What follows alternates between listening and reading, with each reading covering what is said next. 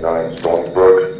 My friend just woke me up and swears that she found her severed head of her son in the basement. And my girl swears that she found her severed head of her son in the basement. Did you go down there? In a bucket. I went down, I can't tell what the fuck it's part of my language, I'm kind of a little freaked out. There was a human head. Where's that? So right there. Look right, there's a bucket where it's taller. Grindr police! Everybody get here! Enough! He took him out! Woo!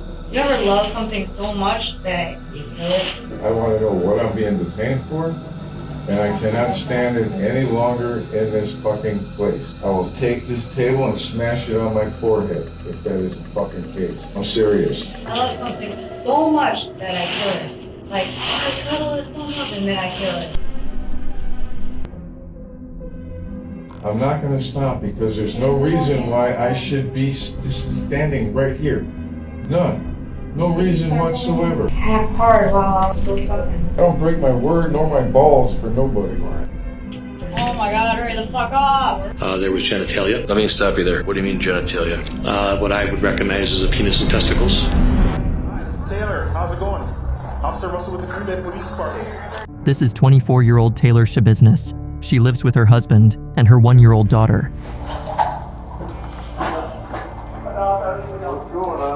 Grindr police! Everybody get here! Enough!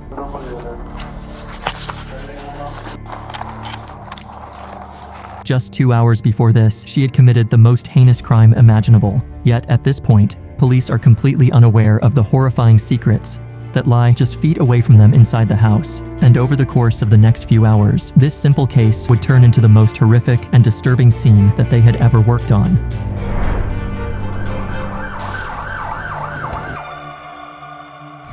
I'm gonna walk him like a dog.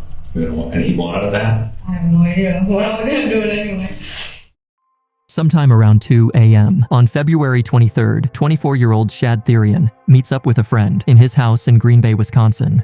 Hours later, 911 dispatchers receive a concerning call. County Public Safety, how may I help you? Yes, I'd like an officer at 829 Stony Brook. My friend just woke me up and swears that she found her severed head of her son in the basement. Did you go down there? In a bucket. I went down, I can't tell what the fuck it's part of my language, I'm kind of a little freaked out. But this call was just the beginning of a long chain of mysteries. As officers arrived at Shad Therian's house for a welfare check based on these reports, they received no response. There were no signs of a break-in, and he was nowhere to be seen. However, both his mother and her boyfriend report seeing something that appears to be his head in a bucket.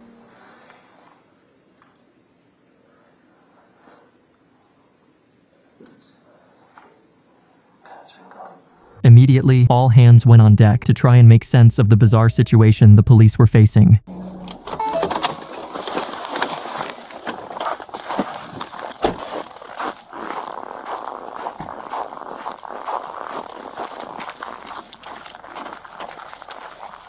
Hey.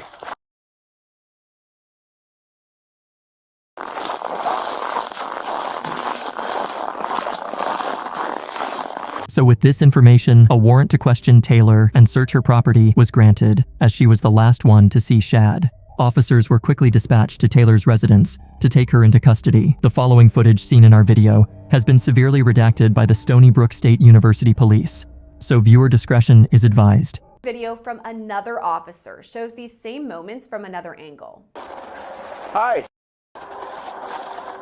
Dispatch, we have contact. Contact with you. Is anybody else in your apartment? No. What apartment is she in? Despite the number of heavily armed officers who had just descended on Taylor's property, she remained noticeably calm and composed, as if she had a plan to escape this predicament. However, while searching the property, officers found something that would completely change the course of this case. But before we get to that, the police decided to search and question her roommate. What apartment is she in?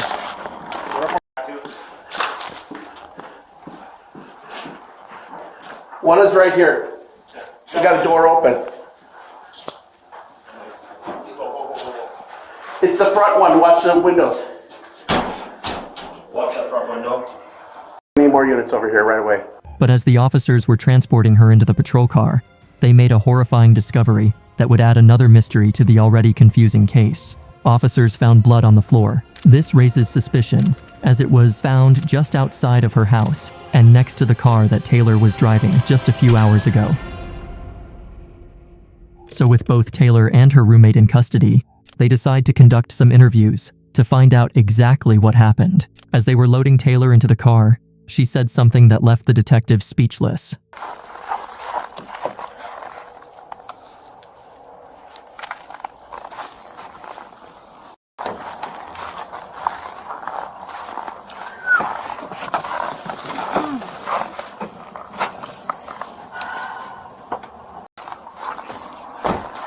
I got a warrant out for my arrest. They took him out! They took him out! Woo! What she just said would become a very big part of solving this case. So to get to the bottom of things, officers started by interviewing Taylor's roommate, whose van had been spotted outside Shad's house. Oh, hey, yeah. I want to ask you a question. What do you need to ask me? How am I going to get home? We'll find a ride for you. You're not going to just dump me off, huh? Are you able? Do I need to help you out here? Yeah, you're going to have to help me out. What's the best way? Just grab this shoulder right here. I just don't want and to pull a little bit. Pull? Yep, pull. I just don't want to pull too hard. Okay, you're good. You're good. You're good. Go this way. I'll go this way. Do you have anything in your pockets at all? No. Just the keys around your neck there? Yep, that's it. Okay, well, just take your time here. If you need to go a little slow, that's fine. Yeah, this is really good speed right here. I appreciate your kindness. Mm-hmm. All right. Yeah, that's fine. You don't carry pocket knives or anything? No, I should. My grandpa always did. Do you want to keep your glasses? Yeah, just in case. Just in case I need to see and write on it or sign something. All right. Go ahead. I'm going to release your left hand first. When I do so, put it on top of your head, all right? Okay. Nope, keep this one down. And you can have a seat and someone will be in with you shortly here, okay? Okay, thank you. Hopefully not too long. I mean, Right. I don't want to be, there's no reason why I should be in here all night. But he didn't make it easy for them. You need water or anything for now? Water, yeah, water will be good. But again, I don't want to be sitting here all night. No water? Okay. There should be no reason why I should be sitting. Someone will be in to talk to you shortly.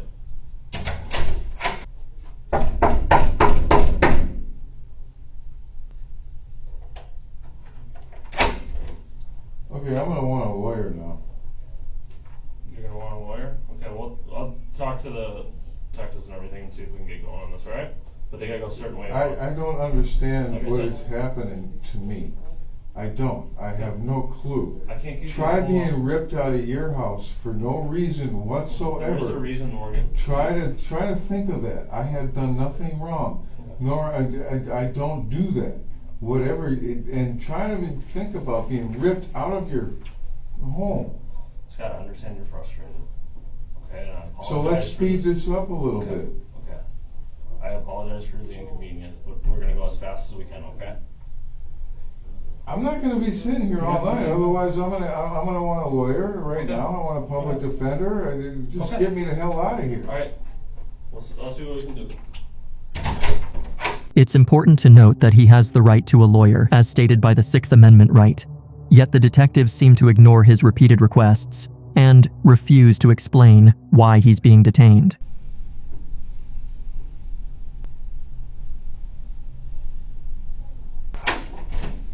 There's no reason that I should even be in here being detained. I was stripped right out of my house. Okay, well, like my partners before me have said, that, you're being detained for something, and this type of Right, and I want to know what I'm being detained for, and I cannot stand it any longer in this fucking place. I will take this table and smash it on my forehead if that is the fucking case. I'm serious. Scott, stop. No, I'm not going to stop. I'm not going to stop because there's no reason why I should be standing right here. None. No reason whatsoever. You can clearly see he's annoyed and fed up. The detectives kept him there for over an hour without giving him any real information or evidence.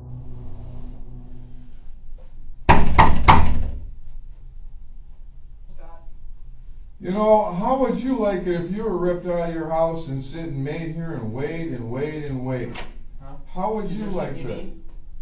Yes. What do you need? I need to go back to my house. You're not going back to your house. Why is that? Okay, because you're under arrest.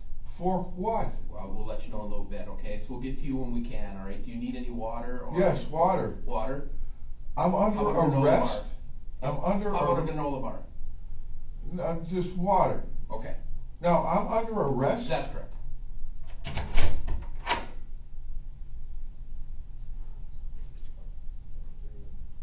Yet, even after an hour and 30 minutes, the officers still haven't provided a clear reason for why he's being held. Finally, after nearly 2 hours, a detective goes in to talk to him. First, the detective begins by reading him his Miranda rights, but it's clear that his request for a lawyer was never fulfilled, which is a violation of his Sixth Amendment rights. And maybe if he had gotten the lawyer he requested, the interview might have gone differently. The detectives start with a relaxed, friendly conversation, a tactic used to put suspects at ease. So, Scott, I'm Detective Like. Nice to meet you, Detective Mike. Like, that's my last name, Jason. Oh, Jason. So, we were called in this morning for a case we're investigating, and that's what you're in here for, right? I know you were yelling for a lawyer before, so I'm not going to ask you any questions on that. This is the reason why is I get out of your house, you know, at one time in the morning. One time in the morning. Yeah. And which I will get into in a minute as to why. Okay. Well, I can't ask you any questions because you know, initially you were asking for. Go ahead, ask questions. Okay. I waive that right. This tactic clearly worked. It helped him relax and remain calmer throughout the interrogation. It was happening, and then we were made aware of the police were at your house and that you were brought down here. Okay. I think this does involve maybe something with the girl on EMP, right? I'm sure it is. So tell me, first of all, what's her name? Taylor Denise Schabusiness. Okay. Been in management at high levels for a lot of years, so she came to me and asking for help. Especially, she's like a daughter to me. Okay. So she'd get in trouble and she'd come stay with me. I always told her, no matter where you are in life, you will always have a key to my house. This suggests that Taylor had a substance problem, which could have affected her state of mind during the horrific ordeal. Without judgment, without anything. And she had a drug problem, of course, which is a shame. I did back in the 80s. Yeah. What's her drug of choice? I smoke marijuana. No, what was hers? Oh, meth, I believe. Okay. Yeah, that's something I never dabbled into. And that's it. And that's a rule there that you can't bring it. Yeah, well, At your place? I never even had to ask that question because she's been clean as far as I know for a long time. Okay. I mean, this is such a complicated story. Where do you want me to start? I guess, from the beginning. Not only was Taylor struggling with addiction, but she was also known to be a serial cheater. Some would even go on to call her a sex addict. The fact that she was known to be untrustworthy would downplay any of her future statements, but the detectives were not prepared for what he was about to say. He's another drug addict. He's in prison in Red Granite right now. What's his name? Warren Chabot. Okay. Yeah, he's in prison in Red Granite right now. And it's just a bad influence on this poor girl. She's very young and he's a lot older and just manipulated her. And she really got screwed up and did some bad things. And she got in trouble for it and she got to pay her dues. Okay.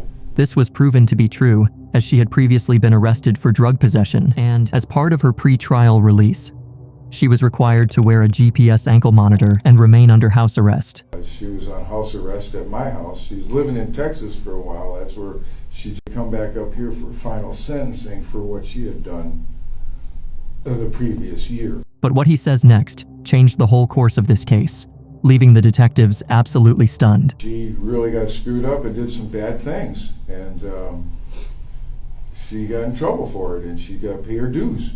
This was exactly what detectives needed to prove that Taylor was not where she claimed to be at the time of the murder. This revelation made it even harder to trust any of her future claims. Another officer. Yep. Okay. And then spoke with him, and then that's who I spoke with from there on. So then you went to her room and found her.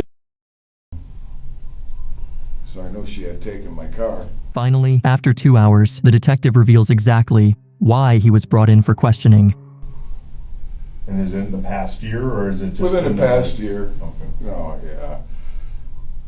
I mean, I don't like a lot of her old associates, of course. You do have to understand that. No, right. Taylor's got blood all over. You got blood on your shirt. I wasn't even aware of that. That's chocolate. That's chocolate? Yeah. All right, well, maybe it is. Maybe it's not. All right. So that's what you're in here for. Right. All right. Okay, I understand. To find out with if this you now. know anything that happened. Okay. And this is the time. Your vehicle's involved. All right. So that's what we get you down here for. All right. So that's what you're in here for, to see if you know anything about this. So if you, so far, I believe everything you've told us is 100% true. I just don't think that when she came in, she still has blood on her. I didn't look her over, like, you know. Do you remember what she was wearing when she came in? No. And she went back to her room. I don't stare at her. That's something I don't do. So she went back to her room, correct?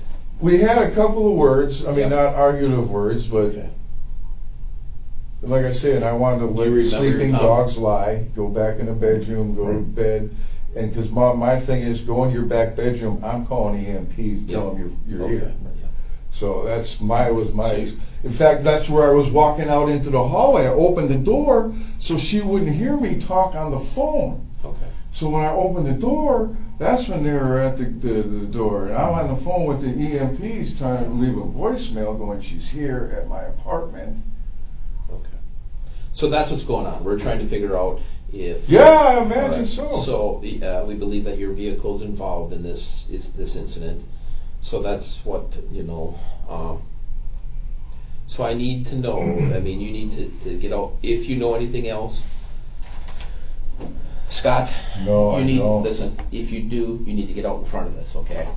You need to get out in front of this, because if we have, there's always video. I don't lie for nobody. Okay. And I don't say you are. Tony Montana says, I don't break my word nor my balls for nobody. All right. I want to make sure that you understand that, we do due diligence. We're going to watch some video that we have, that we may or may not have, that we can get. We can, almost every intersection nowadays has video, meaning from a gas station or the Ring doorbells. There's no video. I'm still freaking on this here. Did you come in here with your cell phone? No, my cell phone was at my house the last time I remember. All right. Okay. What kind of phone do you have? It's an iPhone. Okay. Which I hate. If you want to go back to Android. So this is your opportunity, Scott, to make sure that you tell us, get out in front of us. I understand. Okay. I understand where you guys are coming from. You want to know what's going on, right? And you just dropped a bombshell on me. And after another 2 hours of intense interrogation, the interview would conclude. To watch the full interview and get exclusive insights, check out my Patreon. With all the evidence and information they'd gathered so far, detectives decided it was time to bring Taylor in herself to get her version of the story directly.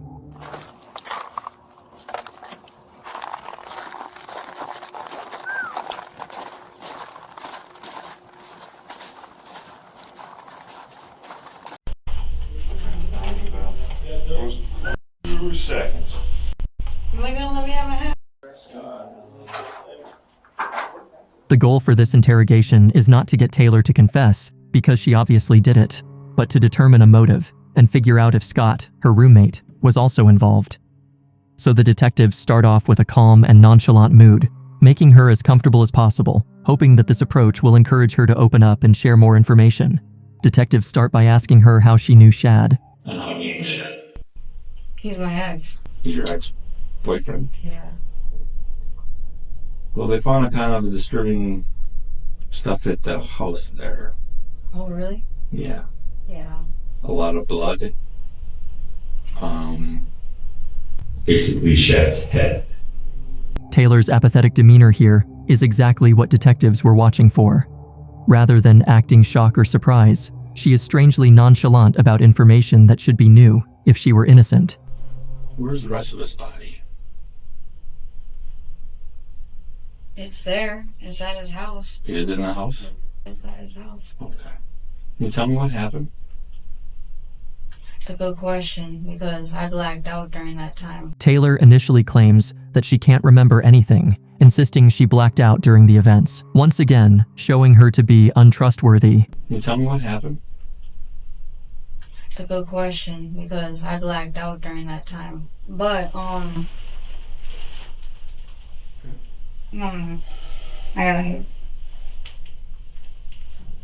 need time to, think. No problem. You've got enough of water.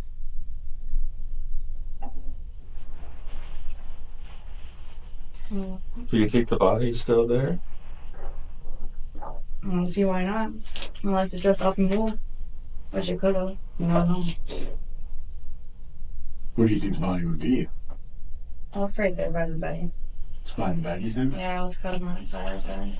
What? I was cuddling it by the bed. The detectives remain calm and unbothered as Taylor shares horrific details. This approach is a strategic tactic. They know that by downplaying the severity of the crime, they may encourage her to feel more at ease, prompting her to share even more information. You start to remember now what happened with Shad? A little bit. What do you remember so far? There's this chain. There was this chain thing, right? And then, yeah, like I was playing around with it. Okay. And like we were smoking the bitch, right? Okay. And then, I'm terrible at explaining things, so, let's see here. And then, here comes the chain, right? And then he put it around his neck. Well, we were like playing around and shit, and then I don't know. This is the moment when Taylor confesses to spending time with Shad for 2 days together, leading up to the murder, during which they used methamphetamine and an antidepressant with tranquilizing effects. On the night of the 23rd, they returned to Shad's house and went down to the basement. According to Taylor, they began engaging in foreplay, even involving a dog collar in the encounter. Manual strangulation, yes. He likes strangulation? I don't know. You know what I'm talking about? Yes, he does. Yeah. Yeah, I do. And you do too, or just him? Both of us. There's no way to verify Shad's sexual preferences, but Taylor openly shares this information. The officer remains neutral, using language that implies Shad expected to engage in sexual intercourse with her. By establishing this expectation, the police aim to support the narrative that Shad was taken advantage of and that their encounter was meant to progress beyond foreplay. So you like being strangled, like having your airway, or do you like doing it to somebody else? I like doing it to somebody else. Does Shad like being strangled during sex? I have no idea. I think so. Have you done it before with him? Yeah, he does. He likes it. But as detectives were questioning Taylor about the strangulation, she says she went crazy, but no one could expect just how crazy she ended up going. You started choking him, and when you were choking him, what did he do? What were you guys doing, I guess, is to try to explain it as best as you can. He was coughing up the blood, right, and I was just waiting for him to die, and then, like, I was looking at his purple face. Well, did he expect to have sex with you? Because I felt like it was fucked up. I'm like, damn, I'm already this far, so then I just like, yeah. I understand, but why would he put the chain around his neck? Because he's a kinky yeah. How long did it take it for him to die? Like, 3 to 5 minutes, maybe. You said that when you were choking, you started coughing up blood. Oh, yeah. But, yeah.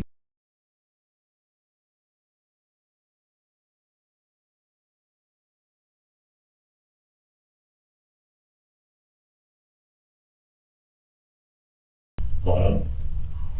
So when he put the chain on his neck, he thought that you guys were going to have kinky sex, right? Do you think that's what Chad was thinking, maybe?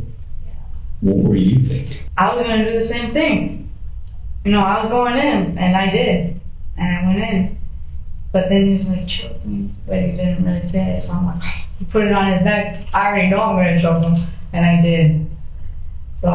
Alright, so before that, was there any foreplay? We launched onto the bed.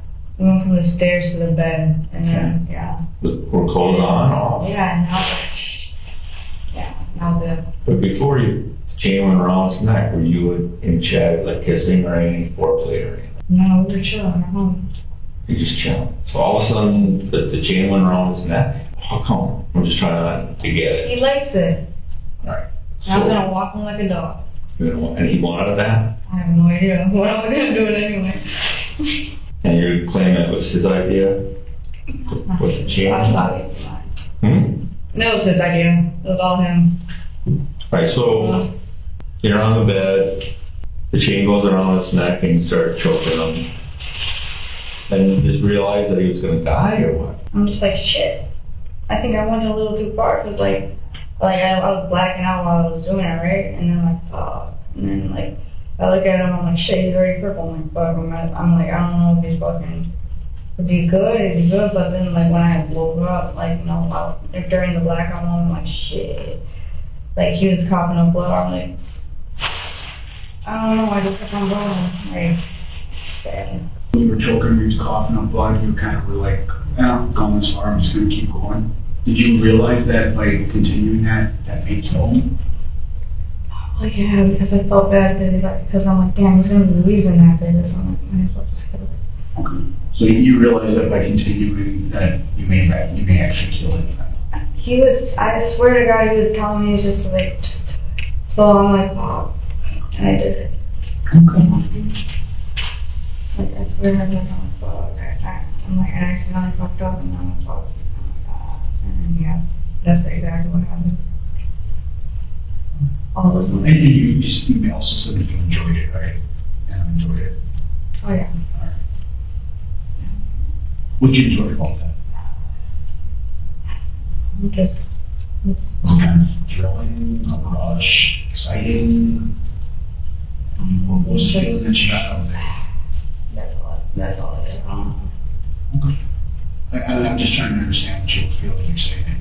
Yeah, it's kind of joyous. You know, did it make you happy? Was it just kind of exciting? Like opening Christmas presents? Like, or? I don't know.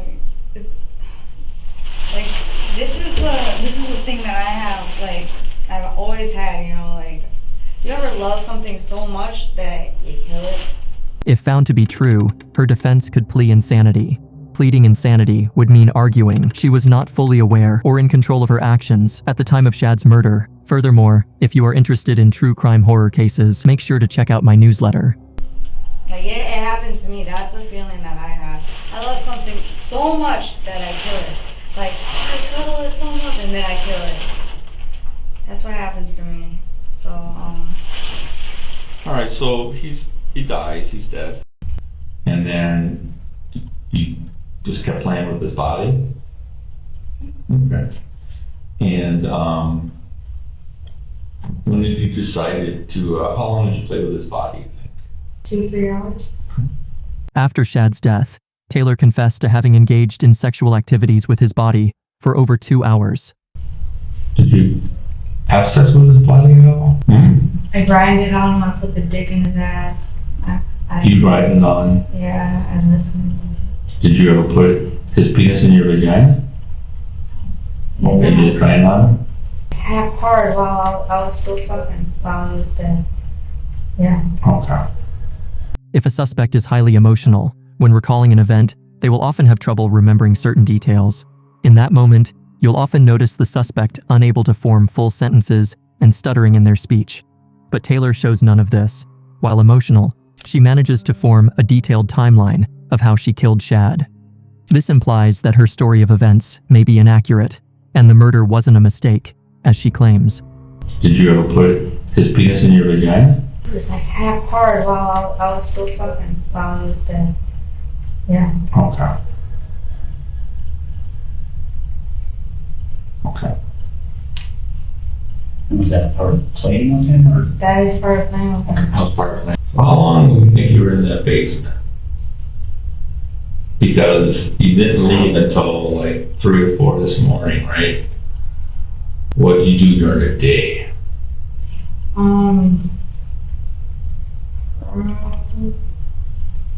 don't know, like I was kind of like dozing off, like you know, now and now. He was dead already? He was dead. Was his head still on? No, I took that off. That was the first thing I took off. Okay. I wanted to. What about the rest of his body? I didn't even take it. And then the rest of his body, it's like I fucking know. I don't even know what it is. It's in the. But when did you start, cutting up his body? I don't know, like almost right away. I was sucking and cutting at the same time. Then what about the rest of his body parts? Did that take all day? Did you? I was getting pissed off as it just went in the process, actually. Did it take a while? It took a while. Yeah, because like I was nodding out. So Okay, so you're kind of sleeping, kind of nodding in and out. Have you taken any other drugs? I should have took drugs. I probably would have helped, but I didn't. After this disturbing confession, detectives decide to end the interrogation off there. However, the very next day, they brought Taylor back out of her cell and into the interrogation room.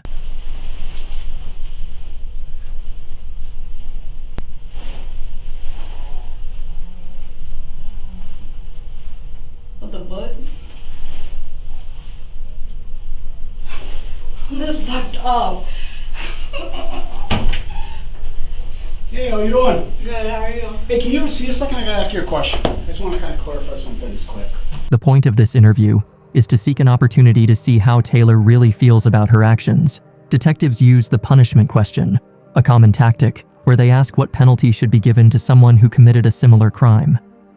This approach is designed to reveal a suspect's sense of guilt or responsibility. Typically, guilty individuals suggest a lighter punishment, subconsciously downplaying the crime. In this case, however, Taylor showed awareness of the horror of her actions, offering a rare glimpse into her self-perception and potentially her comprehension of the crime's severity. And what do you think should happen if somebody does something like this to somebody else? I don't know. They obviously get prison time. I don't know. A whole lot. Like, I don't know. This was out of random for this one. Think it was the right thing to do? No, I did it anyway. Yeah, and I just want to clarify, he had the chain around his neck. Were you behind him? Yeah. And kind of put just one end or two ends? Or because if you wrap a chain around someone's head, you just hold one end of the chain, the other end it's going to go loose. No, so if you've seen, there was a ring, and there's 2 rings, and then like you can pull the chain link from under the ring and then pull it back. Alright, so then a loop at the end of the chain that could go around kind of like a dog choke collar? Yeah, exactly. Okay, do you think it was a dog choke collar? Could have been. And with this, the interview would conclude. Notice how in just 2 days, detectives went from assuming Scott to be the main accomplice to completely discounting him as a suspect. Taylor, however, completely stayed in the spotlight, and it was eventually assumed that she acted alone in the killing. And on September 26, 2023, Taylor's fate was finally sealed in the court of law by the jury, and by sheer luck was found not guilty by reason of insanity and claiming she wasn't in the right state of mind at the time of the murder. But the success rate of insanity pleas is indeed low, with only about 10% of those who plead insanity actually succeeding. However, after a psychiatric evaluation, she was said to be fit to stand trial, where she showed no remorse for the murder and caused lots of drama in the court. There was a human head. There was genitalia in the bucket. Let me stop you there. What do you mean genitalia? What I would recognize as a penis and testicles. She was finally sentenced to life in prison without the possibility of parole. Now, I'm not a praying man, but after Judge Walsh's sentence today, I will pray that you meet the same fate as your idealistic Jeffrey Dahmer. So have a good life, shit business.